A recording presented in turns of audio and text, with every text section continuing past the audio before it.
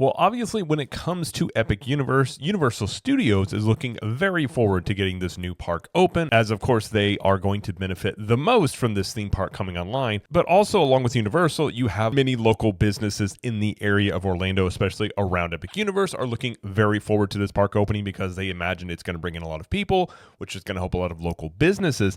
Strangely enough, Disney, I think, is one of those that actually thinks Epic Universe is going to help them. Let's wait and see how that one plays out. But in terms of how much Epic Universe is looking to potentially impact the Central Florida economy, we have an article here from the Business Insider that delves into this with some studies that were run and get an idea of perhaps what they could be looking at, what it means both for Universal and for Disney potentially as well. So we're going to read through this article and give some thoughts on it. So hi, I'm Jared with Capture the Magic.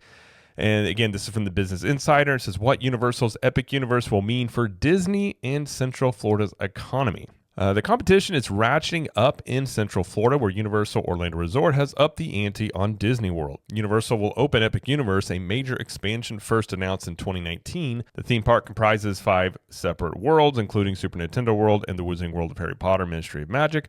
When Epic Universe opens its doors to these new worlds on May 22nd, it will mark a major shift for the local tourism industry, especially for its main competitor 15 minutes south down Interstate 4. Walt Disney World Resort has reigned supreme in Central Florida for decades with 4 theme parks, 2 water parks, and related destinations like Disney Springs. Its flagship theme park, Magic Kingdom, recorded more than 17 million visitors in 2023, according to a report published by the Themed Entertainment Association Storyland Studios and consulting from AECOM. Also should note, Disney in 2019, before the pandemic hit, before they made a lot of the theme park changes, had over 19 million visitors to Magic Kingdom. So they've never actually recovered the attendance that they've lost since all the well, I don't know if you'd blame it all on COVID or the changes in the parks, but they just haven't recovered that attendance that they had in 2019 either way. The study said Universal's Islands of Adventure welcomed 10 million guests in 2023, while Universal Studios Florida counted over 9 million visitors. However, Disney isn't resting on its laurels. Disney Experiences chairman Josh D'Amaro unveiled a series of theme park expansions at D23. Earlier that summer, members of the Central Florida Tourism Oversight District Board of Supervisors, that is a mouthful as always, approved a $17 billion development deal with the entertainment maven. The expansion will include a land based on Disney villains and new attractions based on Disney's car films. Walt Disney World Resort's expansions will also introduce a new land to Animal Kingdom featuring Indiana Jones and Kanto attractions. The new land at Hollywood Studios will dive into Monsters, Inc., and they don't mention that it's replacing many areas of the park that people currently enjoy. And Disney has this kind of habit of, if they announce new things, it's replacing older things, but they technically that is correct. They did announce those things. Dennis L. Spiegel, the founder of International Theme Park Services, Inc., said the dynamics between Disney and Universal have changed dramatically over the past decade.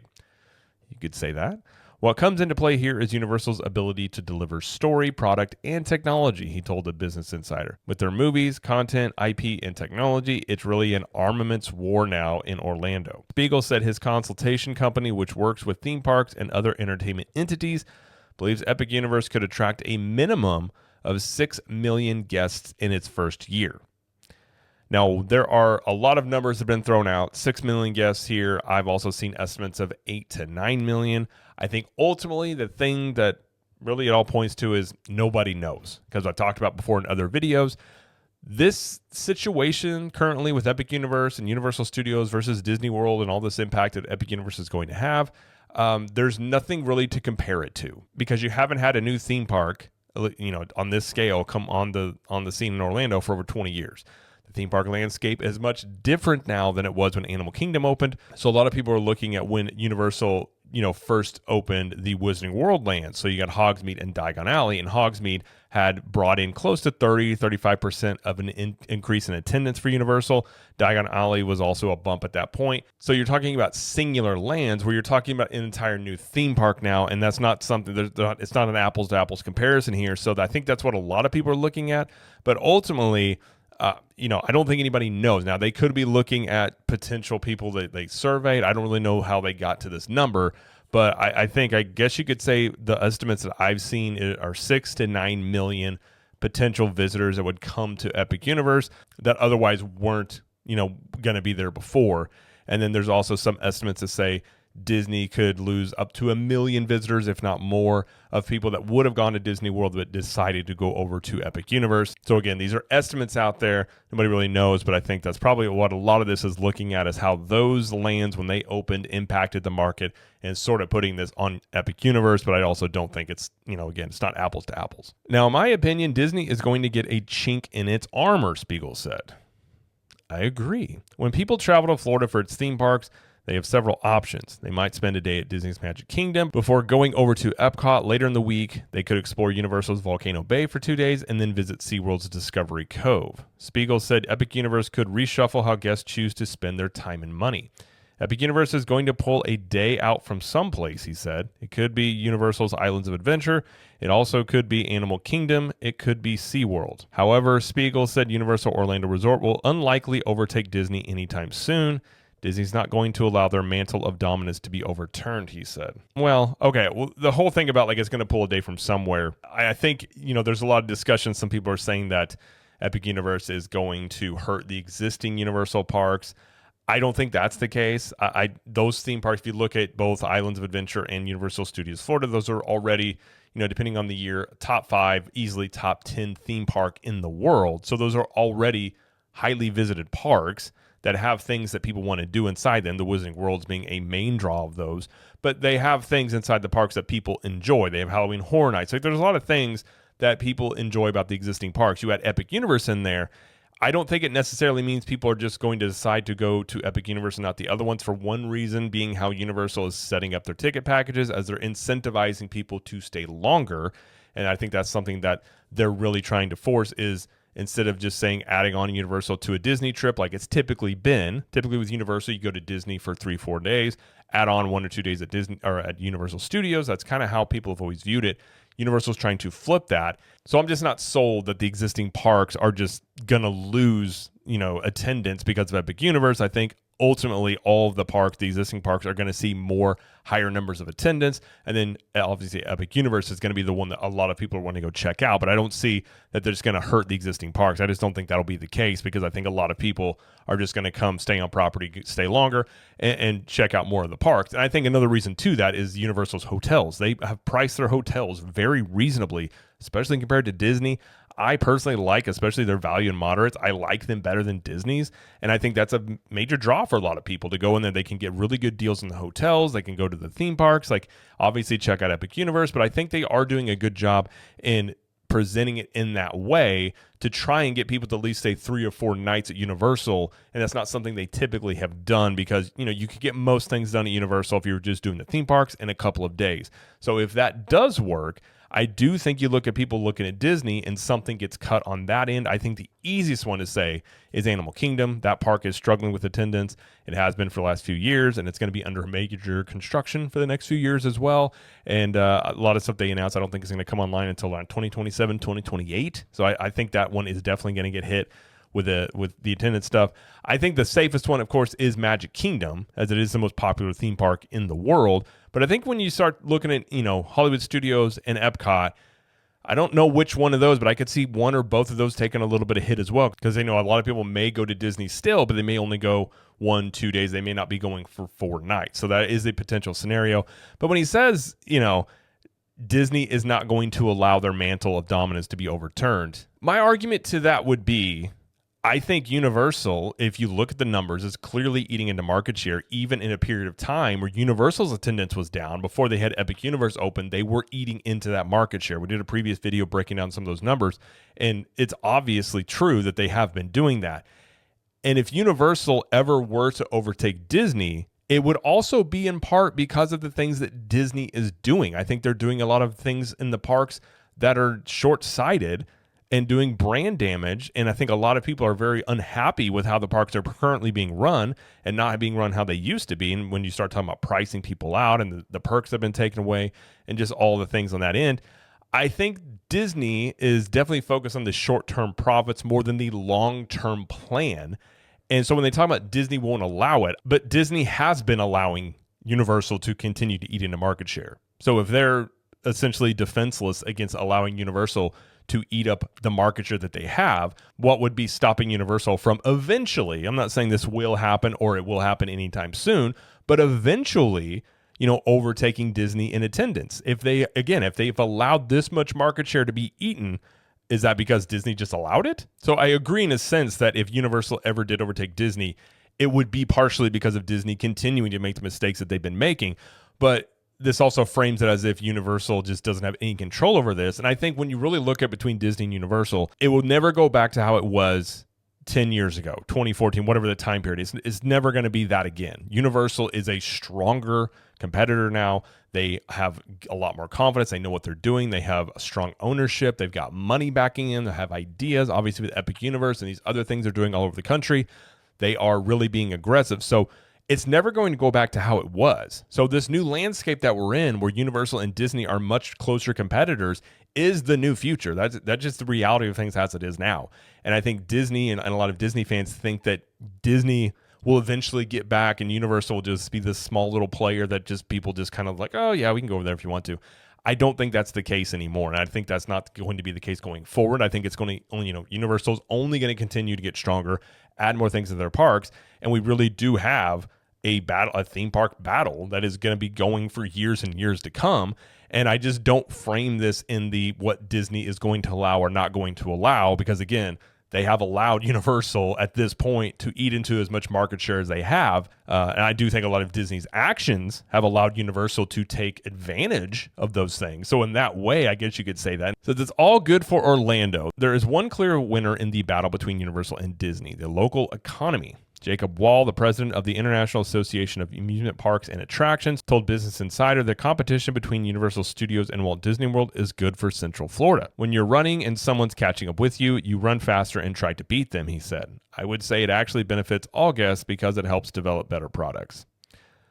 I agree, and I've said that before. Competition is great for that reason, that it does force, Universal doing the things they're doing, forces Disney to do more things. Now, there can be questions about the things that they're doing, and I suppose how well that will go over with potential guests, but it will force Disney to be more creative. It will force Disney, hopefully on some level, eventually, I think it will force them to compete more on price and with the value that they provide, because as of right now, I think Disney has been raking in a lot of short-term money, and at the sacrifice, I think, of more of a long-term consistent plan for the parks. But ultimately, I do agree, competition is good for the consumer especially. Spiegel agreed, saying the rising tide lifts all boats in the tourism industry. I think the length of stay for the tourists in Florida is going to increase dramatically. I think people are going to load another day or a day and a half during their visit because there's more to do. Walt Disney World said it generated $40 billion in economic impact across the state and over 250,000 jobs in 2022. Epic Universe could generate $11.5 billion in direct and indirect economic benefits to Florida's economy, according to a study conducted for Universal. Anytime I see a lot of these people talk about this rising tide lifts all boats scenario, and I'm not saying that won't be the case. Obviously, Disney has come out and said that they think that they're going to benefit from Epic Universe because they think there's going to be a spillover effect, and Disney, while not a lot of new rides are online, they're going to have shows, parades. Now they announced they're going to have Bluey in the theme parks. I think Disney is, I don't know if they think that or they're hoping that or they're just saying that. If you look at the numbers historically, whenever the, Hogsmeade came online in Diagon Alley, Disney sometimes would see a decrease in 1% to 2%. Sometimes it stayed even. I don't see Disney having a significant bump. I think that one is, to me, with one that will be clear is like, Disney is not going to see a big bump. I think you're going to see Universal have 30-40% perhaps more increase in attendance for sure. So does some of that transfer over to Disney? I don't know. I really don't know. I mean, we'll have to wait and see how that plays out there. I have a hard time believing Disney is going to get a significant increase in their attendance, considering all the things they announced at D23 aren't coming online for years. They continue to raise prices. They've done a lot of brand damage, and people just don't view Disney the way they viewed it even 5 years ago. I think if we were looking at this scenario, and this is how people view Disney in, say, 2017, 2018, you can make an argument there. I think a lot of people view Disney much different, but now, and especially with this competition with Universal, and given that Universal is trying actively to get people to stay at Universal longer, incentivizing them to do that, I think if anything, to me, that means that people that may have traditionally gone to Disney may end up going over to Universal, and they may still go to Disney, but it may not be for as long. And that's the question. Do a lot of people that maybe were looking at both, that say they would have gone to Disney 5 years ago, decide, hey, let's go to Universal, but do they still add on at Disney? That is a question. Even in that scenario, yes, Disney is getting attendance from that, but at the same time, they're not getting as much attendance as they used to get from that. So I suppose that's the question there. So, I don't think it's a given. I have a lot of questions about that. I've heard a lot of people just saying like this is going to happen, but I think when you look historically, it's not quite as clear. But obviously, we'll have to see how that ends up shaking out there. So I'm not saying it won't happen. I'm just saying I'm not as convinced that it's just a given that this is going to happen. It says, obviously, there's a lot of direct economic impact, but also a lot of indirect economic impact, Wall said. All those people want to eat somewhere. They need a rental car. They want to have activities before or afterward. Wall said the new attractions mean the industry is alive and booming, and I think the future is bright here for Orlando with everything coming in it, he said. I mean, I think it's the most obvious thing is that Universal obviously is going to benefit. Obviously, they're going to have a lot more attendance because of Epic Universe. There's a lot of demand. Like, people are very excited for this theme park. That is the number one thing you can take away from it. I suppose everything else around it is sort of like where, the consumer behavior, how do people, what do they do also on their trip? So I think local, obviously hotels and local businesses will probably benefit from Epic Universe because, again, people are in the area. They want to do other things. Maybe they go to other theme parks like SeaWorld. Some people might. I think the big question most people are asking, though, is like the people that are coming for Epic Universe, do they go to Disney also? And again, if it was 5-7 years ago, I think I'd be sitting here saying Disney's going to see a pretty significant bump in attendance from this. But just given the past, since 2020, all the changes, all the price increases, all the things taken away, all of the, the things that they used to do very well, just slowly not being there now. It's left a bad taste in a lot of people's mouths in terms of there's dedicated Disney fans that aren't going anymore. There's a lot of people that went to Disney for 20, 30 years and saying, I'm out. I can't do this anymore. Or they did, the changes in the parks, even the recent things they announced that are coming to the parks, the things that are being taken away. A lot of people are upset about that. And I think for different people, there's just a point in which they say, okay, I'm not doing this anymore, whether that's a price increase, whether that's something that was taken away.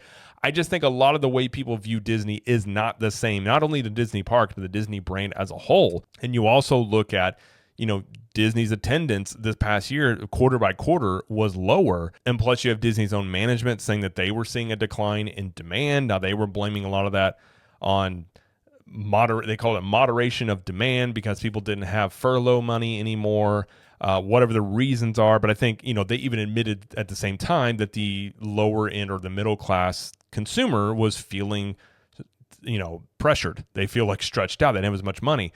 All at the same time, Disney's still increasing prices. When you look at Universal versus Disney, even with Epic Universe, Universal Studios tickets are still cheaper when you compare those to Disney.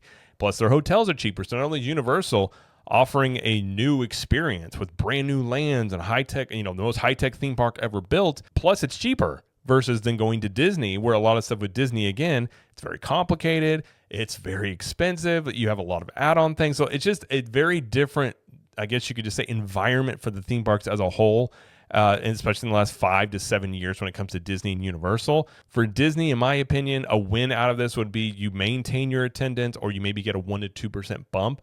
I think undoubtedly you're looking, again, Universal is going to see 30, 40+% increase in their attendance.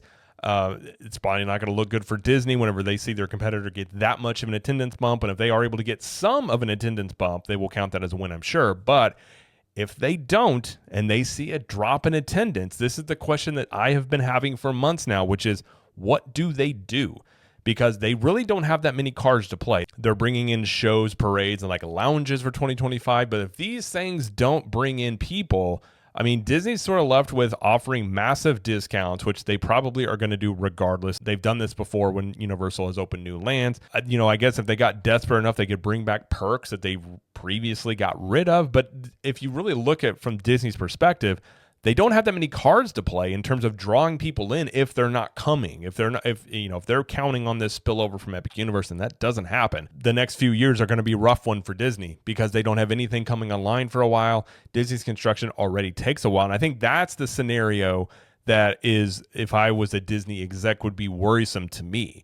Is, obviously being hopeful that your attendance is steady or you see a slight increase is great. But if the downside of plan B doesn't work and you're left with plan C here, what do you do? And really, Disney's management doesn't have any experience in this sort of scenario here because they've never had to go through this before. Universal has never been this big of a competitor. Disney's never had this much of pressure on them. They've never had this much brand damage at the same time, or really this much focus of so many people, even Disney fans, just being very critical of the way they're running things right now. This is uncharted waters, and I do wonder and question, like, do they recognize really where they're at with this? Are they looking at this realistically? Maybe they are, but are they looking at this through the lens of, we're Disney, we're fine, they're not going to do anything to us because we're Disney World? And if that's how they're looking at this, I mean, I'm sure there is a slew of companies that have thought the same thing, that they were untouchable, and the way they ran things was very short-sighted. And eventually, obviously competitors come in and can, things can get disrupted. And I think Universal is definitely disrupting the theme park industry with Epic Universe. But over the years, they've been building up a very strong offering to guests that has only gotten better. And so Universal is not going to slow down here. They're only going to continue to build on the momentum that they have. And to me, Disney is sort of spinning its wheels.